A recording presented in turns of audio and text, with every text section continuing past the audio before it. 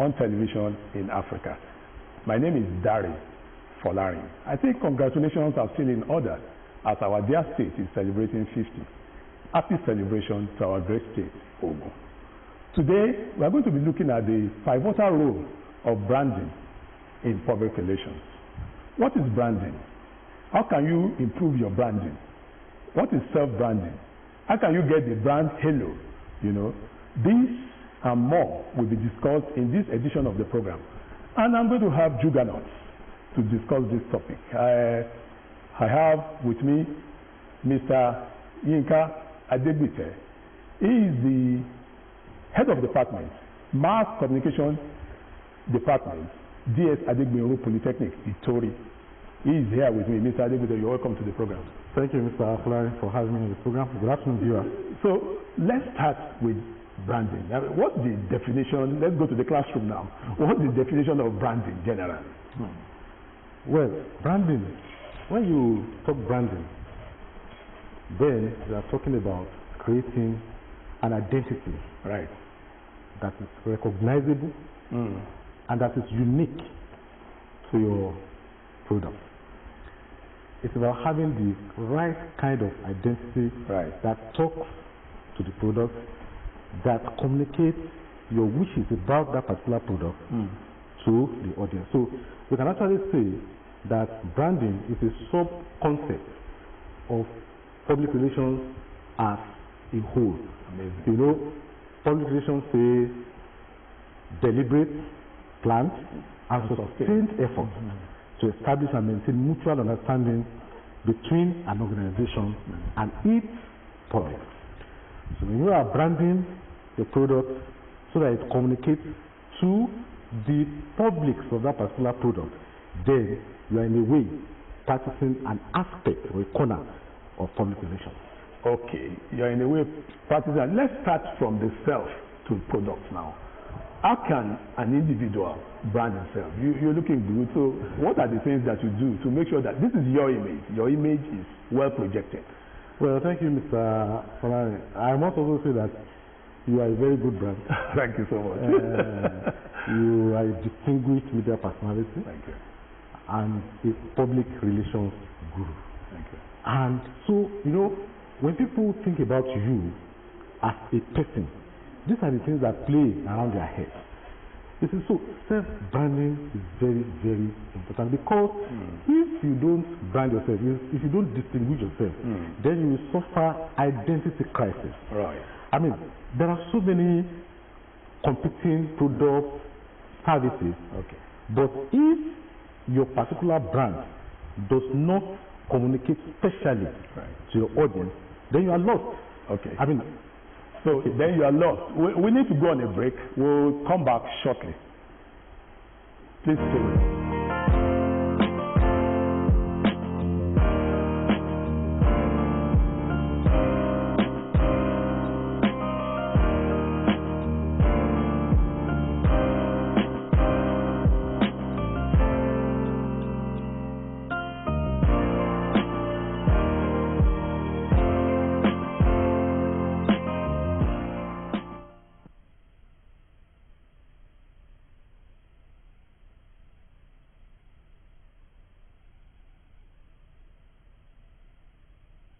Welcome back.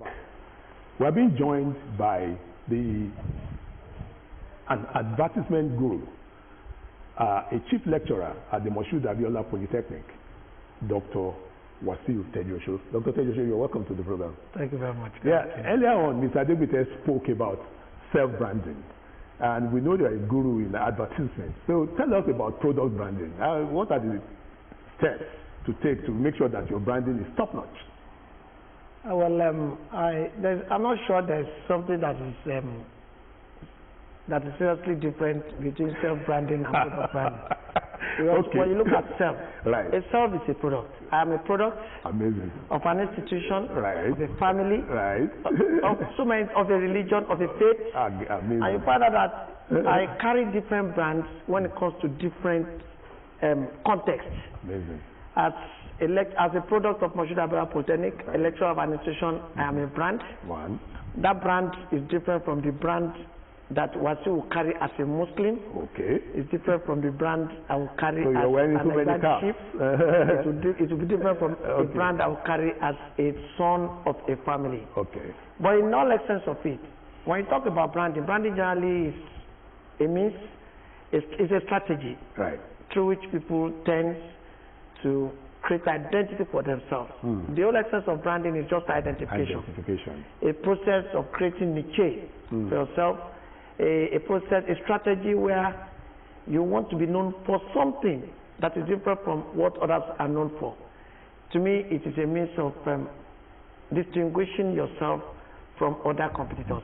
So that's the same way it goes in products. Product branding is, of course, it entails names, tools, logos, or the combination of all of these that are put together to differentiate a product from the other, to send to the consumer a unique niche about that product, which perhaps some quote others don't possess. That is from me of it when it comes to product branding. Okay, in product branding, we look at packaging. Dr. Tejuoso has told us that there's no difference between product branding and self-branding. So let's come from self-branding. How do you package yourself to make sure that you look good? Well, as a person, you want to ask yourself first. What do I want to communicate to people? How do I want people to perceive me? What is the perception that I have, that I wish people to have about me? You see, when you have done all this, you are doing what can be described as mini research. You are researching on how you can be accepted by your public, because even as a person, you have your public.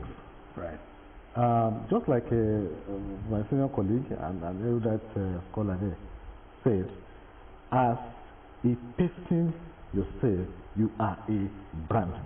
So you start with yourself. So what are the things you want to do? Well, look neat to people. Look, communicate well, talk well, dress in a complete manner that you communicate to people that this is a well-rounded product or brand, as it says. Okay, Dr. Tejuoso, let's look at event branding. Event branding, when you the venue, then you have feather banners to create awareness, and then talk to us about event branding, and very quickly what practitioners can do to make sure that the events are top notch. Well, you see, branding is a very volatile issue when you discuss. But when it comes to event branding, I think I'm still coming back to him. The first thing is, what do you intend to project? You don't just brand events. For instance, very soon you will have been hearing of one Lishabi festival. If you look at the branding, you find out that what does that festival, what does it tend to promote? Culture. You find out that when you have seen different communication tools, you have seen billboard and everything, you find it around kings, around chiefs, around cultural ornaments, around a lot of things. Because that seems to be the theme of the event. The whole essence of the event is it is a platform through which the Adegbite people feel that let us project who we are in terms of our culture, in terms of our being, in terms of our language, in terms of our identity, in terms of our food, everything. Because that's the period where everybody comes from all nooks and crannies of the world. And to the glory of God, this year is going to be exceptional because there are a lot of things that are put in place. The point is, event planning, of course, is a product of research. Who do you want to talk to? What exactly are you interested in sending to them? These are many more will come together in a manner that at least by the time your branding is done, you will have probably communicated the whole essence of why you want to come. The rest that our person will just do behind is just a reminder, awareness, and a lot. Yesterday we had the carnival. They're showing that the branding, the colors of Ogun State, what we are, Mr. Adegbite, why did you feel yesterday when you watched this? Well, I was excited. I felt very good because that's what we have been talking about. Branding is it's a combination of many things. The color, the logo, your motto, the name, the vision statement, mission statement, and the purpose of the particular programming in terms of programs and events. So what do you want to communicate to people? Everything about that brand must communicate what you intend to tell people about the event. Okay, let's quickly go to political communication. Talk to us about political. As PR experts, we need to advise politicians on how to package themselves as a brand. So talk to us briefly about political communication. Do we need to advise them? Because I'm sure that we are the ones servicing them. Yeah, if it comes to Nigerian context, right? If there's one area that I think our very prospective colleagues have done very well, right, is in political branding. Okay. And you see, this is in Nigeria. Right. We know what politics is in Nigeria. It's the branding of the seat. So it is done in a manner that you get it straight. Right. Fine, there's a message. Of course, there seems to be this mirror image of what, or that projects what the candidate is not actually projecting. But unfortunately, like I said, it's a function of understanding your audience. Nigerians love the seat. Nigerians love the seat, and people hang on that seat to pass across the message, telling them what they want to hear, not actually what they need to hear. Because there are two different things. What you need to hear may be different from what you want to hear. And Nigerians are interested in what they want to hear. And it's not peculiar to this place alone. We have seen what Trump is doing in the United States. The whole package, the whole excess of everything that brought Trump into power was the seat. He knew what the Americans wanted. He played on their psyche. He knew that an average American is a racist, so they don't want the black men. He told them, these black men have taken all over your job. They have taken away everything. I'm going to get your job for you. I'm going to send them away. Now, in the process of sending those ones away, he's also sending citizens away alongside. Okay, Dr. Tejuoso has been using the word deceit. Is that not the transfer process in public relations? You convince people. Is it deceit, really? Well, I think it's all about your intention. Right. Actually, when it comes to what you really want to achieve. Everybody has a purpose. If you're going into politics, you also must have, your own purpose in mind. What your strategy to get power. And your strategy to achieve that particular purpose is to ensure that you satisfy the largest number of people anyway. But the point that I would like to make is that every one of us, corporate organizations, individuals, politicians, we should not be afraid of rebranding. Okay. If you review your brand, and you discover that you are not communicating your essence to the public, don't be afraid of rebranding. We usually talk about image audit in public relations. Right. Dr. Tejuoso talked about image. There are two main types of image: the wish image and the current image. Right. That the way you are currently perceived. If you look at it and you feel that it is not good enough, then review it, recreate it, rebrand it, then communicate the recreated brand image to your public. Okay. I think it's. Let's look at posters generally. I mean, so he's saying that the image you want to project, in posters, in photography, when you take the photograph, how do you communicate your brand essence? It's unfortunate. I think I don't want to believe. You see, knowledge, scholarship about photography has gone beyond what we are seeing now. I think I had the privilege of telling my students in recent times that this opium of seeing is believing is gone. When you see and you believe now, you believe at your own peril. Right. Because technology has changed the face of photography. Today, you can see a Dari Polani that is created without a photographer. You will see the Dari Polani, that Dari Polani himself will prefer that this is what I want to be. The wish Dari Polani, which is different from the current Dari Polani. You see, I am a brand person. I'm a branding person. I feel that I don't usually use photograph as a basis of branding because one, when I see a photograph, I find it difficult to believe whatever you're sending. So what do you use? There are so many other tools. Tell us some of the tools. Now listen, first, a very good tool of branding when it comes to photograph branding is character. Who is this person? Okay. Who is he? What image? What does it stand for? What does it stand for? What is he known for? That's number one. Okay. Character. Picture. We know we can edit. We can do a lot of things. A lot of people. But what is this person known for? What has been his antecedents? Okay.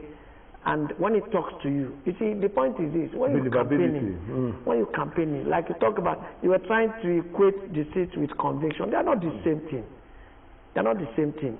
I'll convince you. I'll tell you the truth, and I'll get you convinced to see the truth. Right. But you know, when you are convincing me, and you know deep inside of it that what you're telling me is not true, you see, it's like you are using lie to repackage lie. Is that not perception? Perception? It's not perception. It's not perception. It's not perception. It's not perception. Okay. It's not perception. You use lie to repackage lie to repackage lie. It will get to a level where the moment the public get to know that, oh, it is all about lie, it is gone. That brand is gone. Okay. That brand is gone. We don't want to be mentioning examples. Okay. There are so many examples of products, of brands that are no longer in the market because of mischief. Because of small error because of they didn't trying deliver of trying to be what they are not. That's not public relations. So the essence of integrity is key. That's what we are saying here. Yes, in public relations. As you deliver on your brand promise, what's your advice to some of us public relations practitioners when we are packaging our products? So that is where research comes in.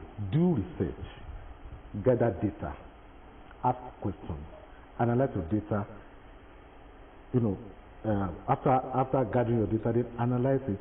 When you analyze data, it will help you to know what your public wants, what your public needs. Okay. And then you tailor your rebranding along the needs of your public, and then along what you yourself as a person stand for, what you want to deliver to your public. So you do research. Research is very important, very key in rebranding your product. Okay, you reference technology.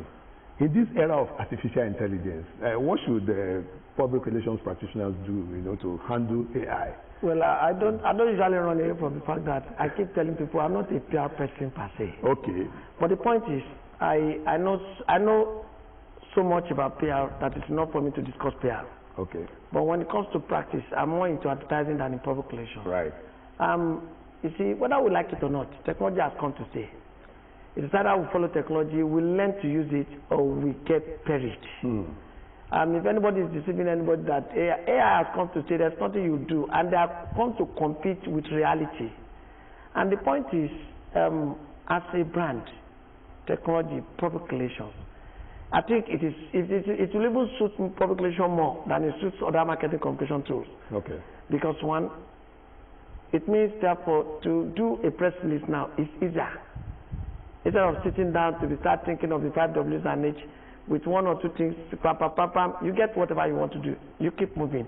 While one will say AI has a lot of things that is doing to us, it also has its own positive aspects. Right, that's good. And as public relations practitioners, as marketing communications practitioners, generally advertising, public relations, personal, whatever marketing, whatever you find yourself, we can't do without it now. It has become a clog on our neck that it's either you get used to it or you get out of the business. Okay. I'm itching to ask you a question. In the marketing communication mix, public relations is usually the unsung, hero of the marketing, because if you look at the spend, PR is just the infinitesimal, is the lowest. And Dr. Tejuoso was saying he's not a PR person, he is more of a marketer. Tell us about this unsung hero, public relations. Well, I think it's an ongoing struggle for public relations practitioners to make themselves seen. Right from when we were in school, it has always been an issue that public relations should be a management function. When you are part of the management, then you are able to align yourself with the vision of the management of the particular organization that you are talking about. When you are, then it's easy for you to also communicate the essence of that organization to the public. So I think that the point that we are in now, because the world keeps evolving. and as it keeps evolving, organizations too must evolve. Okay. They must Okay. also We need to align be themselves with modern thinking of realities. winding down now. Your last word about branding and public relations. Okay. We'll leave that to another day. We'll leave your song, because I was going to say that you don't sing a song you don't have. And that is the issue with PR. Very strategic, but you find that very limited in use. Very strategic for very limited in use. Because if I was around media, but beyond that, all of that. For my word, branding is an essence. Right. Whether anybody likes it or not, in everything you do, except you are branded, you are not there. Okay. As a lecturer, you must remain in brand. You must be known for something. You must be known for a particular area. Somebody says, in this place, this person has authority. Mr. Adegbite, your own words. Brand yourself. Okay. Brand. But don't be afraid of rebranding. Okay. To align yourself with current reality. Okay. That's the package for this week. We just until next week when we come your way again with a fresh edition of the program. This is yours sincerely, Dari Folarin, saying bye for now.